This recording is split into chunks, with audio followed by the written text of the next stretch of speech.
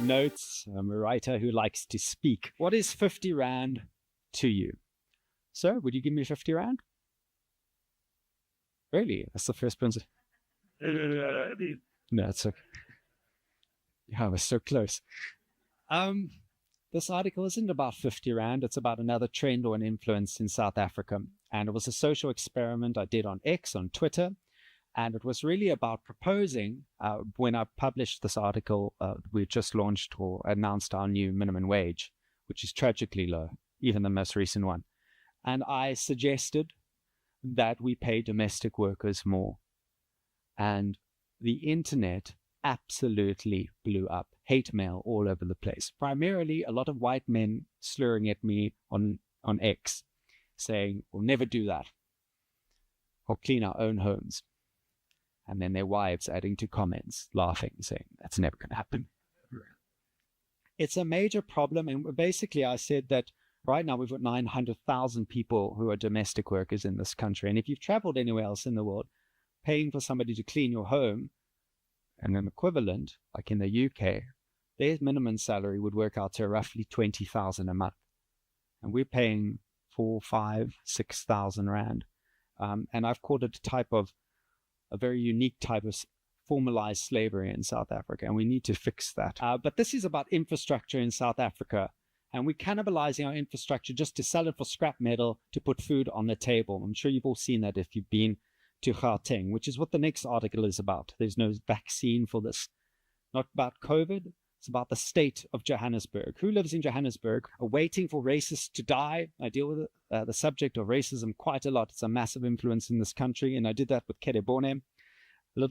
Just under it is the Cyber Crimes Act 19 of 2022. Ladies, and goes on to say, we aim to achieve this by providing sensible advice and tailored solutions to help achieve your commercial and personal goals. Sensible advice sounds like a politically correct phrase. I'm sure a great deal of the work you do is in client education, yes? Yeah? Is a sensible client more the rarity or the more common?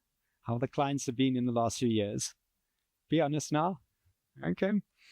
It then goes on to say we provide excellent auditing and business financial advisory services facilitated through solid and accessible relationships with our clients.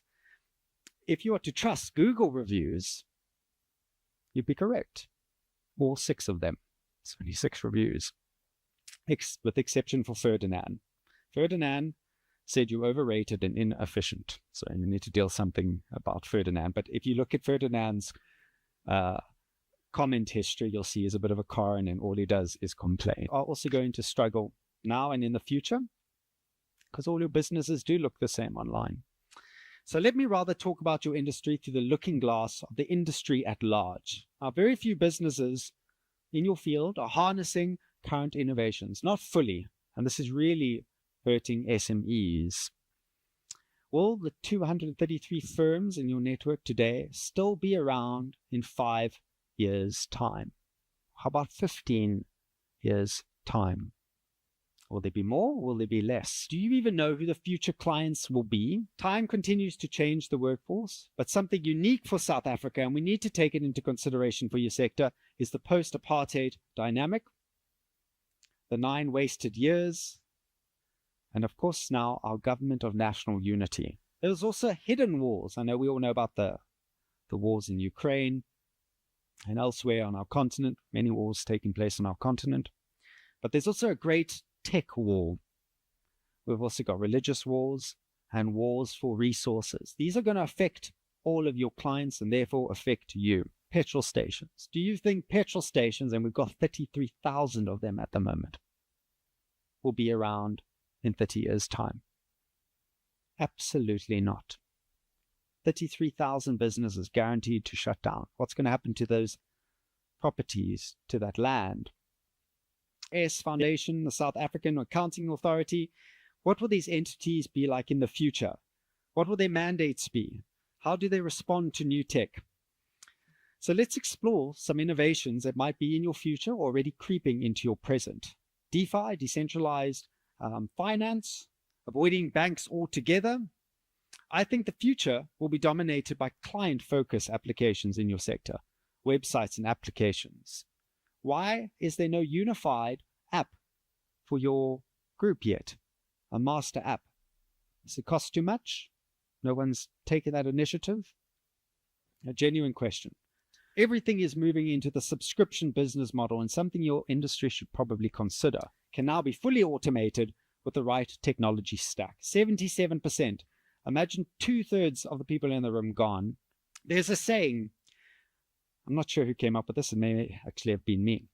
There are lots of people doing things with great efficiency that don't need to be done at all. There are lots of people doing things with great efficiency that don't need to be done at all. In many ways, the event today is about how to face the future head on while ensuring humans still play a part. I know this sounds sensational, but the truth is it's not.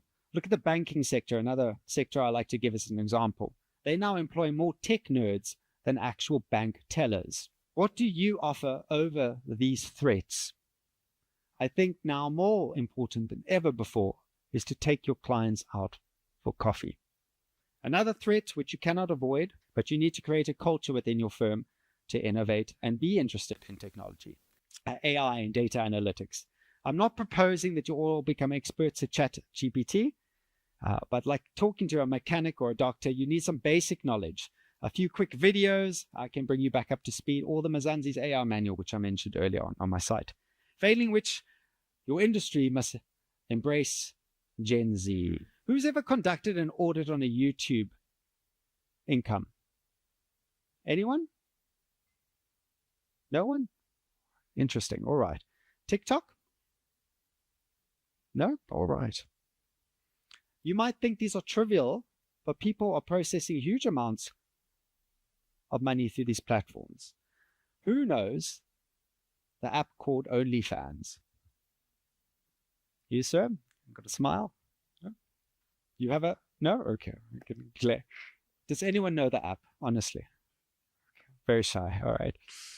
So OnlyFans has paid out $20 billion since its inception. $20 billion. There's a South African OnlyFans creator, Exoli Mafeka. I don't suggest you Google her now. She's earning 90,000 Rand a month. No one's auditing her. Even our postal services, which could use technology to actually survive, isn't because of political influence. Trust is another influence in your sector, as old as gold. I'm not talking about the trust your clients have for you, but the trust you have with your technologies.